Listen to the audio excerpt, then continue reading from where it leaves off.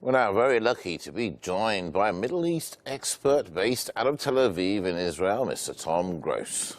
Tom, thanks for joining me. Good to see you. I hope you're well. Right, so what do we make of all this? The Prime Minister from Israel, Naftali Bennett, visiting the UAE. What's the overall message that we're seeing? Is this a good thing? Well, it's very significant. I mean, first of all, this is the first official visit by Israel, by an Israeli leader to the UAE. They met for 4 hours, which is twice as long as scheduled. That's a long time for any two leaders to meet in the international sphere, 4 hours one-to-one. It was unimaginable even a year or two ago that such a visit could take place. Of course, they've only had official relations since last year, the two countries. And the UAE itself is much more important than it was a decade or two ago. It's emerged as a really strong regional power, economically, militarily, diplomatically, compared to 20 or 30 years ago. Israel, too, is more important economically and probably militarily. So in a way, these are the two up-and-coming countries of the Middle East solidifying ties. And it's happening quickly and strongly. So it has regional implications and international implications. Part of the reason they were meeting was to solidify economic and cultural links. But of course, part of it is because they have a shared interest in Iran not pursuing its nuclear weapons program. So, so for 4 hours they discussed things. We don't know exactly, possibly economic relations. When it comes to Iran, I mean, how can the two work together to, I don't know, slow Iran's enrichment program down? Well, Iran and Israel have very hostile relations, as we know, but the UAE, interestingly, while it's getting closer to Israel, it's also maintaining very much closer ties with Iran than it used to. There's been a kind of 5-year rift between the countries, that's between the UAE and Iran. But then a week or two ago, in fact, I think it was last week, the national security advisor of the UAE visited Iran for the first time, I believe. And there are various agreements going on between the UAE and Iran. There's a security cooperation agreement, which Iran has made sure that Emirati ships are not attacked in the Gulf by the Houthi rebels, which are in Yemen and Iranian backed.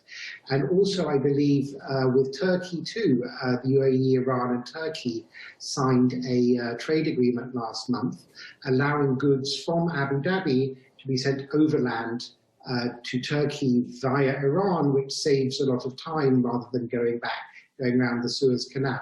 So, and of course, there are many Iranian companies that are based out of the UAE. There's a lot of trade between Iran and the UAE.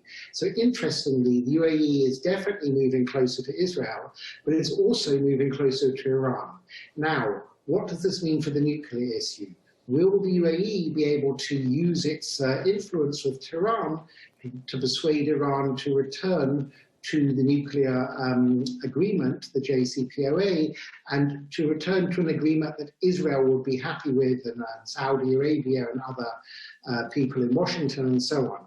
Maybe the UAE could play a useful role, but certainly the UAE does not want Iran to go nuclear. I don't believe anybody in the Middle East, apart from the Iranian regime, wants it to have nuclear weapons, not just Israel, but the Saudis, other Gulf Arabs, Turkey, Egypt, and so on. None of them want Iran to pursue the nuclear weapons program.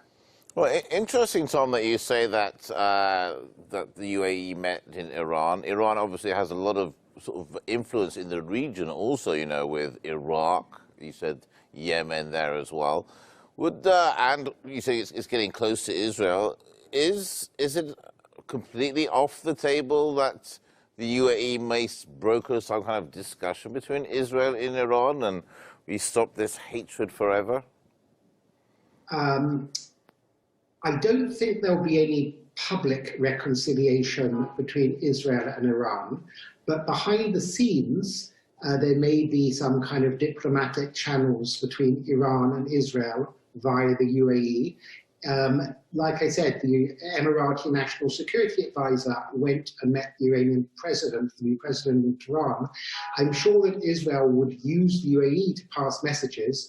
I believe that Oman, which, although it doesn't have official relations with Israel, Benjamin Netanyahu, who was, the Israeli Prime Minister until earlier this year, he publicly visited Oman a year or two ago, and Oman is also close to Iran.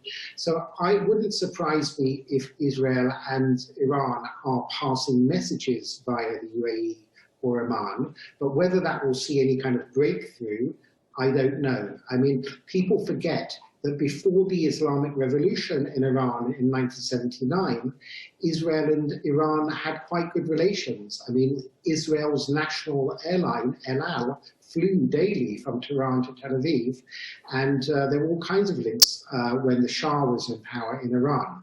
So there's nothing automatic that the Iranians and Israelis wouldn't cooperate and get along. It very much depends on the governments and on the Islamic government in Iran in particular. But who knows? I mean, one other thing I'll mention is that in the Iran-Iraq war in the 1980s, which, as people know, was a horrendous war with about 1 million dead, there were secret channels of communication between the Iranian Islamic regime and Israel, because Israel didn't want Saddam Hussein's Iraq to win that war. So Israel, behind the scenes, actually assisted Iran somewhat to kind of keep a balance of power between Saddam's regime and the Iranians. So, there's what we have in public, and then there's all kinds of stuff going on behind the scenes. Absolutely, and so interesting, Tom. Really appreciate it, honestly. Thanks for joining us here on A News. A different side of it all. Thank you. Take care. Stay safe. You're welcome. Thank you. There you go. You never know. There could be peace after all in between a few countries like Israel and Iran. We'll soon see. I hope I get to see it in my lifetime. Okay, let's continue now with other top stories. Prime Minister